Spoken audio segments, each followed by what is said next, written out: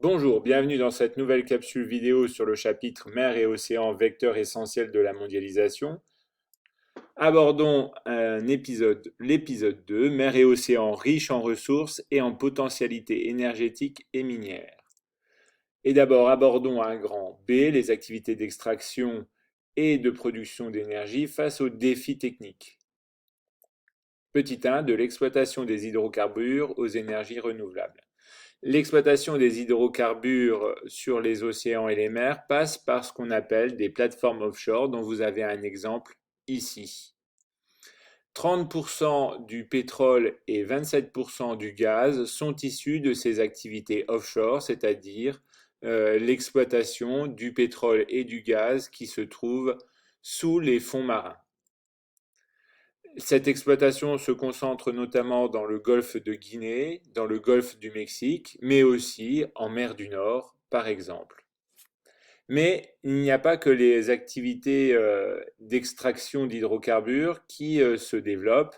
Il y a aussi, dans le cadre du développement des énergies renouvelables, la production d'électricité avec des éoliennes offshore, c'est-à-dire sur le même principe que les plateformes, des éoliennes en mer, mais aussi des hydroliennes, c'est-à-dire des éoliennes qui exploitent les courants marins et qui sont donc sous le niveau de la mer. Mais il y a aussi des usines marémotrices qui utilisent le mouvement des marées.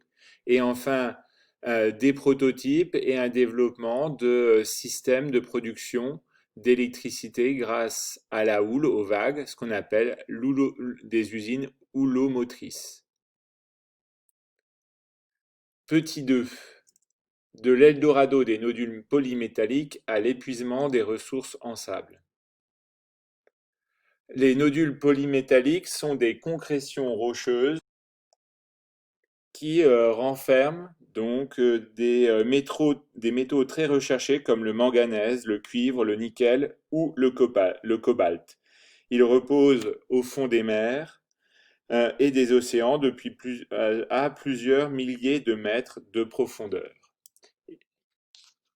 Ils représentent donc pour leur exploitation des défis techniques, technologiques qui doivent être regardés à la rentabilité ou mis en regard avec la rentabilité de leur exploitation.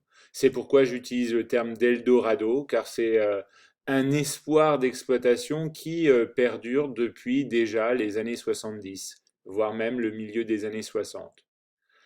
Par contre, une réalité bien plus concrète, c'est l'épuisement des ressources en sable, des différents sables, puisque le sable est l'un des matériaux de construction essentiels qui rentrent dans la composition du béton et donc de la construction des bâtiments.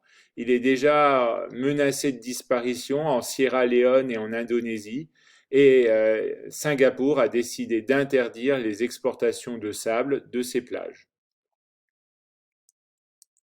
En quoi les mers et les océans sont des espaces productifs nécessaires à la mondialisation.